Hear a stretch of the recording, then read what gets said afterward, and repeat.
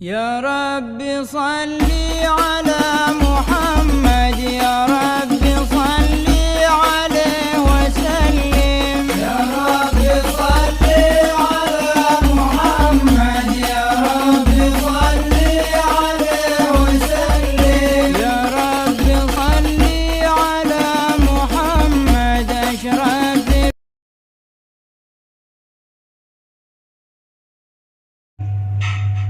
بسم الله والحمد لله والصلاة والسلام على رسول الله محمد بن عبد الله وعلى آله وأصحابه ومن تبعه بهداه. أما بعد, pada kesempatan kali ini kita akan membahas atau menjawab pertanyaan-pertanyaan ikhwan dan akhwat yang berkaitan dengan berpuasa.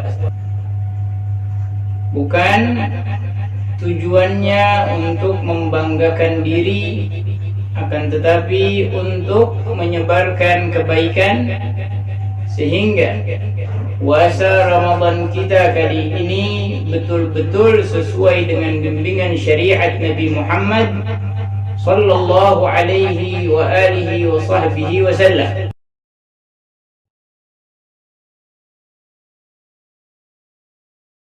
Di antara syarat sah puasa, tidak ada ketentuan untuk suci dari janabah. Akan tetapi yang ada itu suci dari haid dan nifas.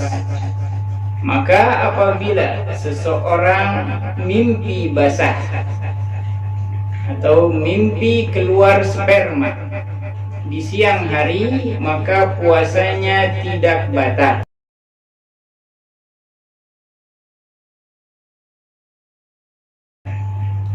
Jika sengaja-ngaja berkumur, maka hukumnya makruh.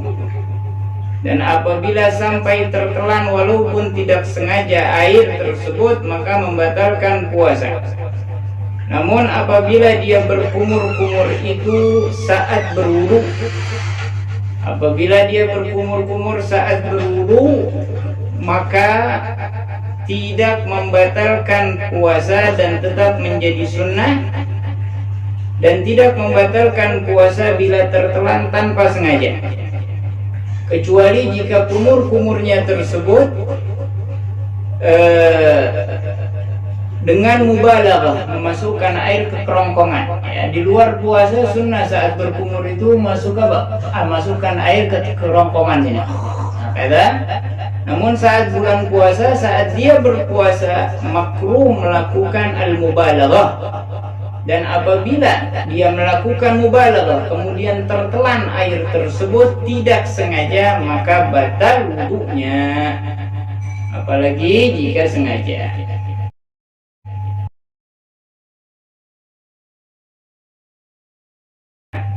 Jika kita lupa niat berpuasa, maka wajib atas kita al-imsak, ya, menahan diri hingga maghrib. Ini hukumnya wajib, bukan sunnah, tapi wajib al-imsak sampai maghrib, dan puasanya wajib diqadha.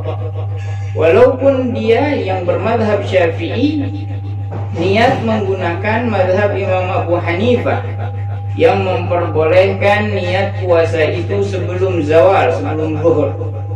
Nah, walaupun dia niat dengan mazhab Imam Abu Hanifah, tapi tetap wajib qadha karena dia dalam mazhab Imam Syafi'i alaihi ridwanullah. Habib ingin bertanya tentang niat puasa sebulan penuh pada malam pertama. Ada niat sebulan penuh bukan dalam mazhab Imam Syafi'i, melainkan dalam mazhab Imam Malik bin Anas alaihi ridwanullah. Maka apabila dia niat sebulan penuh kemudian di hari-hari berikutnya dia tidak niat dan dia bermazhab Syafi'i, maka tidak sah puasanya. Namun sebagian ulama menganjurkan kita untuk berpuasa, untuk berniat sebulan penuh. Ini bukan untuk mengesahkan puasa kita, melainkan untuk jaga-jaga. Untuk jaga-jaga, mungkin suatu malam kita lupa berniat, maka kita sudah niat sebulan penuh dengan harapan niat itu diterima dan puasa Ramadan kita berpahala. Namun secara hukum bagi yang bermadzhab Syafi'i harus mengulangi atau menggodok puasa tersebut karena dia tidak niat di malam harinya per hari.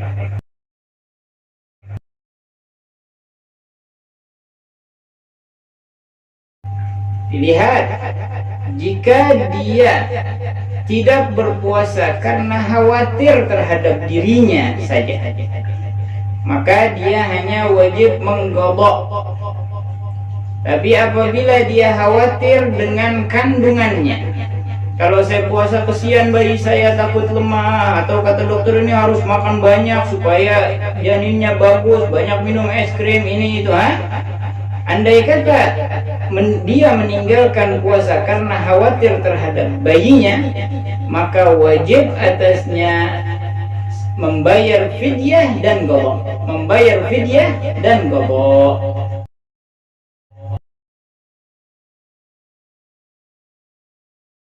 Wajib atasnya berpuasa. Andai kata dia lemah, tidak mampu berpuasa, bahasa uzur. Ya, uzur, baik yang habis melahirkan ataupun tidak, jika tidak mampu berpuasa karena alasan sakit atau yang lainnya diperbolehkan. Dan seperti tadi, jika dia tidak berpuasa karena khawatir terhadap dirinya, maka wajib qadha saja. Tapi kalau khawatir terhadap bayinya yang sedang disusuinya, maka dia wajib membayar fidyah dan qadha.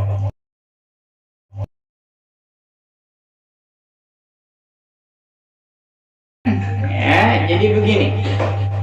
Azan tidak diperbolehkan kecuali setelah masuk waktu. Maka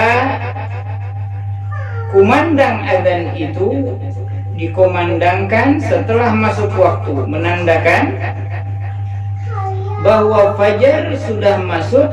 Begitu mulai azan sudah haram dia makan dan minum, karena sudah wajib atasnya berpuasa di bulan Ramadan. Maka dari itu para ulama menganjurkan kita al-imsak, menahan diri sebelum datangnya fajar.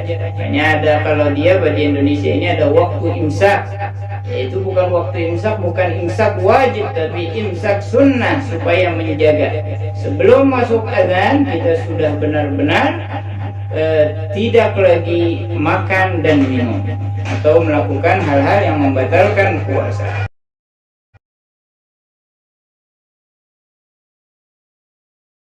Ya, kalau gigi kita berdarah saat berpuasa, maka wajib kita berkumur-kumur ya untuk membersihkan darahnya.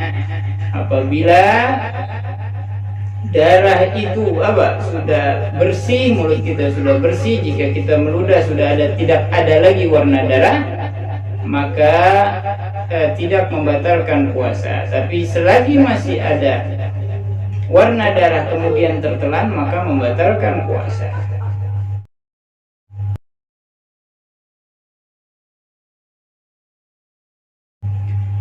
Yang pertama dikira-kira dengan kira-kira pasti.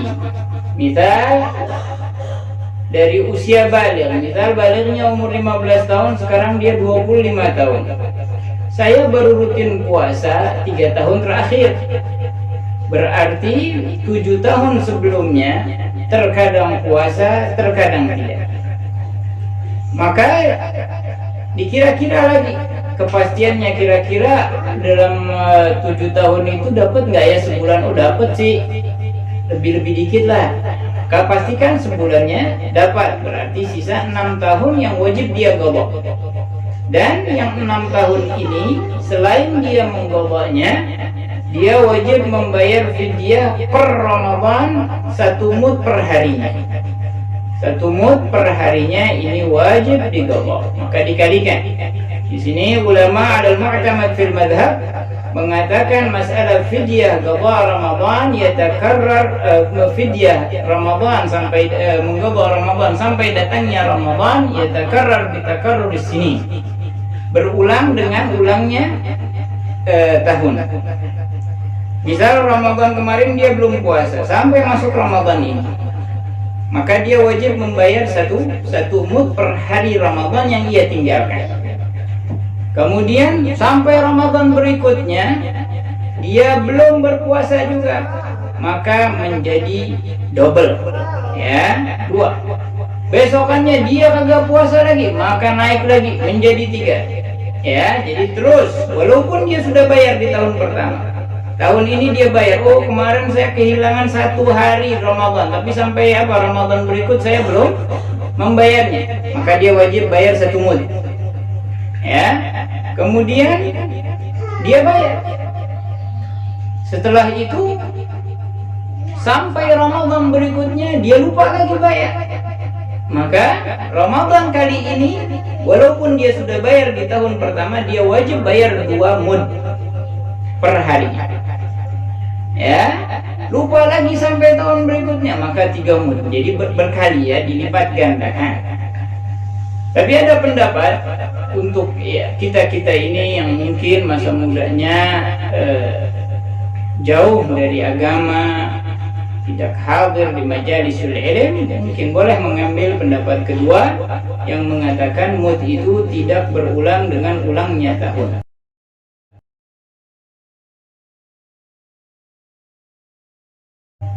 Ya, menjual makanan di bulan Ramadan dasarnya adalah makruh di siang hari, ya, makruh di siang hari, karena sebagai muslim, sebagai mukmin kita harus menghormati bulan Ramadan.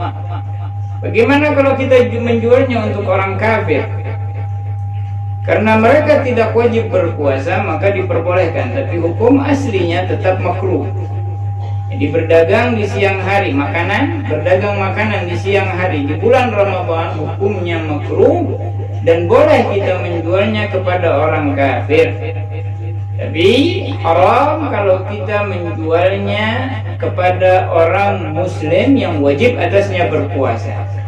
Begitu juga mengantarkan makanan, ya, seperti yang sekarang ini ada online, ya, cara online untuk beli makanan dan yang lain-lainnya. Kemudian drivernya ini membawakan makanan, bahwa mu'in 'alal ma'siyah, menolong kemaksiatan adalah maksiat. Jika dia tahu yang membeli ini seharusnya wajib atas mereka berpuasa.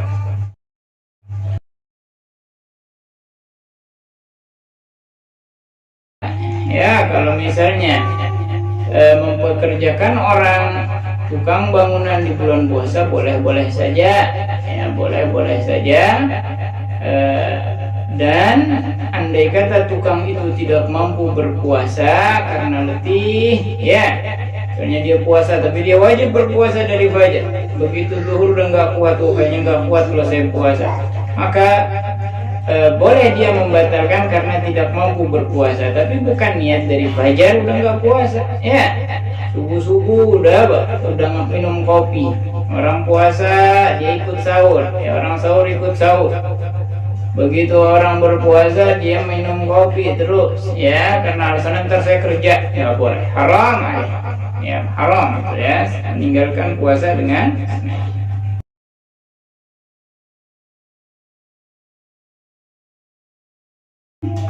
berbuka puasa itu bukan sampai gelap, ya. Berbuka puasa saat matahari benar-benar tenggelam, dan tandanya dengan memerahnya awan di langit. Ya, jika awan di langit memerah, maka itu sudah waktu berbuka puasa, ya. Nabi sallallahu alaihi wasallam mengatakan, mazala ummati ala khairin ma'ajjalal futur, atau kama qala Nabi sallallahu alaihi wasallam, umatku masih baik selagi mereka menyegerakan berbuka puasa. Adapun menundanya hingga gelap, fahadza makruh, Ini makruh dalam mazhab kita dan tidak dibenarkan. Begitu juga terburu-buru, ya, masih terang udah azan dia makan, jangan, ya. Buka puasa itu bukan dengan azan maghrib, tapi dengan ghurubis syams, dengan terbenamnya matahari. Pastikan jika sudah kita lihat langit itu merah, maka berbuka, ya, merah bukannya kuning, ya, merah, nah, maka berbuka. Jangan kita berbuka puasa dengan keraguan, ya, dan juga jangan menundanya hingga gelap. Baik.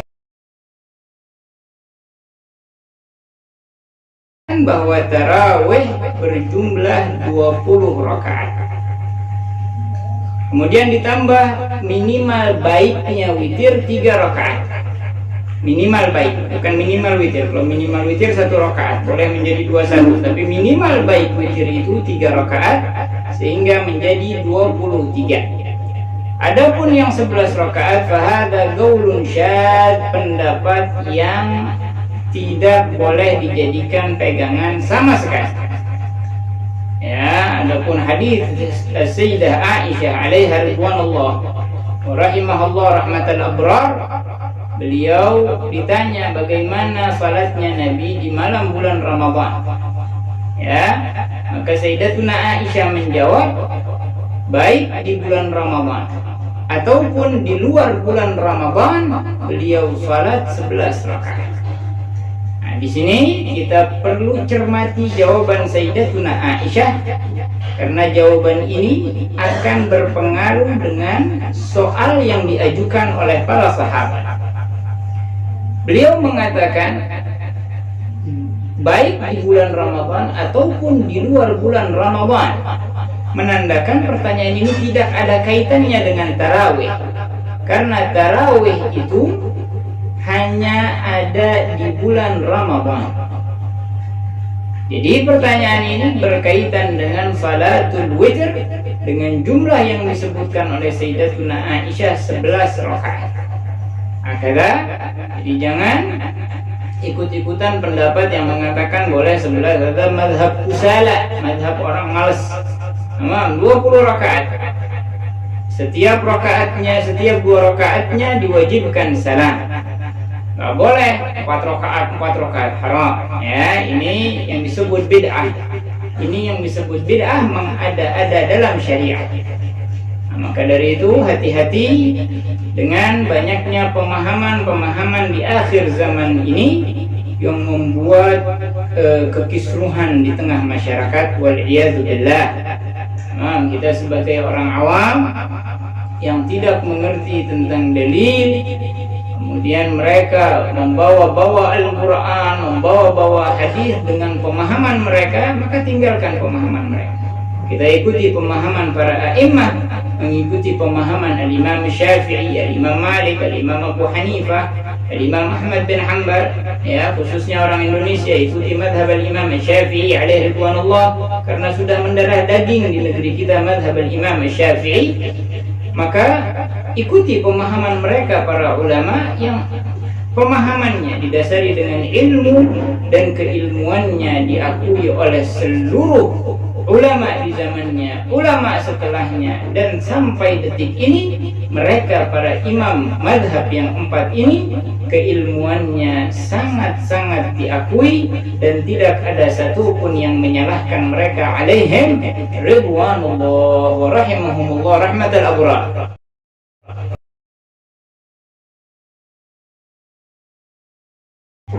Andai kata salat yang kita tinggalkan dulu dengan sengaja, ya, meninggalkannya dengan sengaja, maka haram atas mereka yang memiliki qada salat yang ditinggalkan dengan sengaja untuk melakukan ibadah sunnah, ibadah, apalagi yang bukan ibadah sunnah haram. Ini seperti yang dikatakan oleh Syekh Malaybari dalam kitab Fathul Mu'in, yang beliau mengatakan waqala syekhuna, yaitu Syekh Ibn Hajar Al-Haytami alaihi ridwanullah, hukumnya haram dan jadikan salat tarawih ini sebagai qada salat subuh kita. Jadi walaupun kita berada di shaf orang-orang yang tarawih, maka niatkan mengqada salat subuh.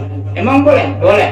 Ya, yang penting gerakannya sama, ya, ritme salatnya sama. Yang nggak boleh itu kalau imamnya salat jenazah dan kita mengerjakan salat subuh ataupun salat zuhur, karena gerakannya berbeda.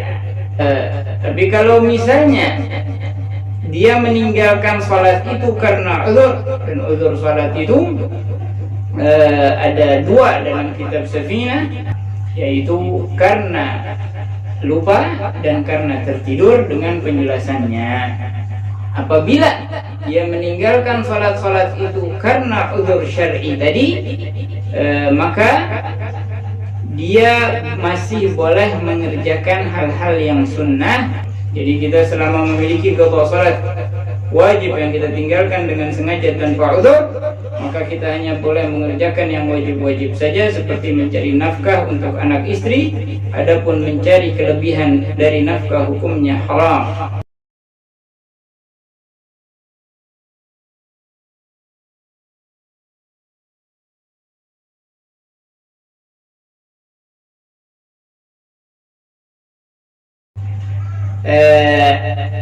Mandi di siang hari di bulan Ramadan atau sore hari itu hukumnya makruh, ya, karena orang yang habis mandi pori-porinya itu menyerap air, ya, menyerap air, walaupun tidak membatalkan puasa, tapi apa, membuat dia segar, ya.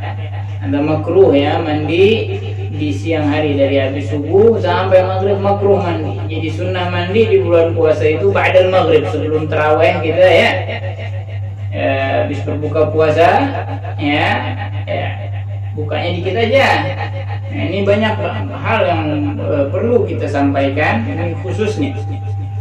Begitu datang maghrib, berbukalah dengan yang ringan, ya, yang ringan saja, satu kurma, kemudian kumur-kumur, langsung kerjakan salatul maghrib. Kenapa? Karena waktu maghrib sangat singkat, tidak lebih dari 15 menit dari saat ghurub syams, kurang dari 15 menit. Karena batas maghrib itu adalah mega merah. Jika mega merah itu hilang, maka selesai waktu maghrib dan sudah masuk waktu isya. Ya, maka dari singkatnya waktu maghrib ini, berbukalah sedikit. Ya, berbuka sedikit. Kemudian setelah itu, habis kita berbuka puasa, langsung mengerjakan salat maghrib. Ya, habis salat maghrib baru makan. Jangan begitu datang maghrib makan, sikat kayak orang dendam mau makan.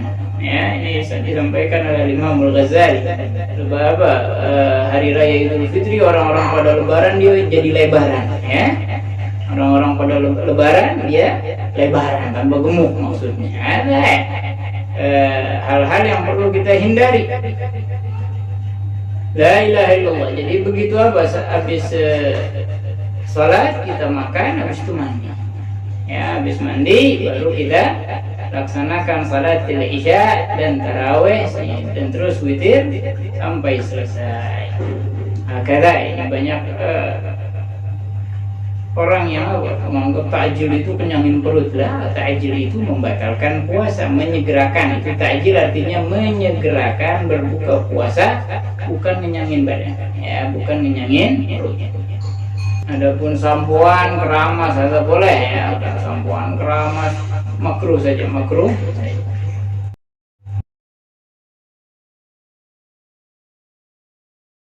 Minum haram, ya, haram kita menyediakan minum. Andai kata dia puasa dari subuh, di siang hari dia nggak kuat minta makan, kita kasih makan, kasih minum, habis itu wajib lagi dia imsak.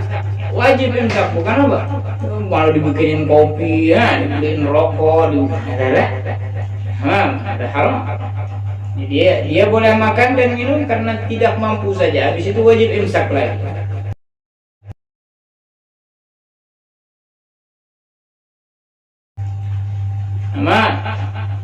Jika ragu dalam niat, maka puasanya tidak sah dan wajib dia mengqadha.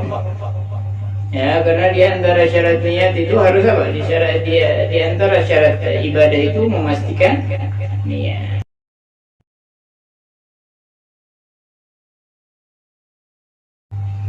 Tidak membatalkan puasa karena dia tidak memiliki zat yang masuk ke dalam tubuh. Tidak beda hanya dengan merokok. Kalau merokok itu asap itu masuk ke dalam jauh maka membatalkan puasa.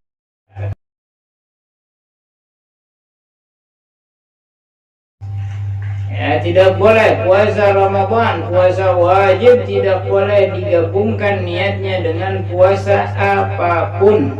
Ya, puasa Ramadan, ya, nggak boleh digabungkan dengan puasa apapun. Adapun puasa qadha Ramadan, ini khilaf ulama, ada yang memperbolehkan digabungkan dengan puasa sunnah yang ghaira muakkadah seperti Senin Kamis. Ada juga yang mengatakan tidak boleh dan yang mu'tamad tidak boleh. Ya, yang mu'tamad tidak boleh khurujan minasyak, biar keluar dari keraguan.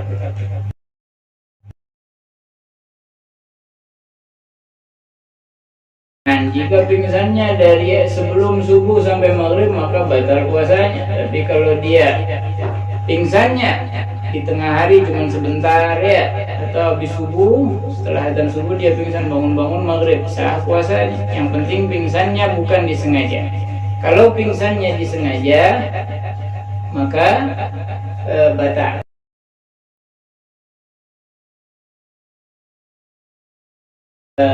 Siwak dari subuh boleh sampai zawal, 12 zawal. Andai kata sudah zawal yaitu zuhur, maka makruh bersiwak.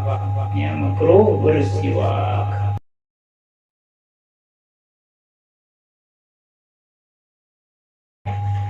Korek kuping saat puasa itu membatalkan puasa kecuali dengan jari.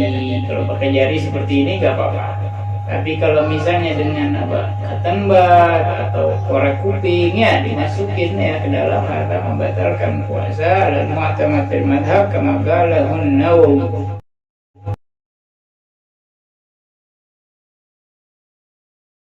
Andai kata suntiknya di area jauh, ya, kepala, ya, bawah leher, kemudian dada, perut, dan sekitar kemaluan, baik dubur ataupun gubul. Andai kata disuntiknya di dubur, misal itu membatalkan puasa karena masuknya sesuatu ke dalam jauh. Andai kata disuntiknya di tangan, nah lengan ini, lengan atas ini bukan bagian dari jauh, batal nggak puasanya? Lihat, andai kata suntiknya itu ke urat, yang mana urat itu semuanya akan terhubung kepada qalb, kepada hati, maka batal puasanya. Ya, begitu juga orang yang diinfus, itu batal puasanya. Suntik juga kalau di urat batal, tapi kalau suntik kebal doang, ya, misalnya ada kutil di sini, pengen dia apa, dioperasi sama dokter, disuntik dia apa, di daerah kutilnya tadi yang bukan di jauh sekitar suntik kebal itu tidak ke urat, ya, tidak ke urat, maka tidak membatalkan puasa.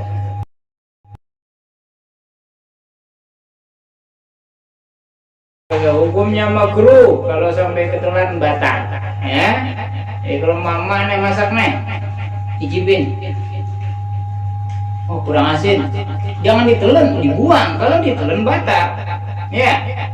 Jadi mencicipi itu, oh, buang sampai rasanya hilang, ludahnya, baru boleh ditelan lagi ludahnya. Tapi kalau apa rasanya masih ada, haram, itu membatalkan puasa.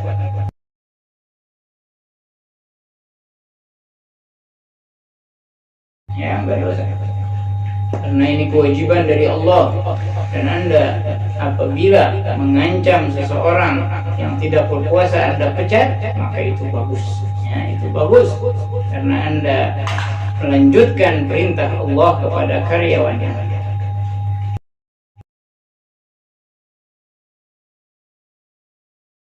Nggak boleh, asal jangan dikumpulin, ya. Udah dikumpulin banyak ditelan, nah ini nggak boleh, ya. Tapi kalau sedikit ditelan, sedikit dihalang, nggak apa-apa. Bukan membatalkan puasa. Min ad-darurat, ya.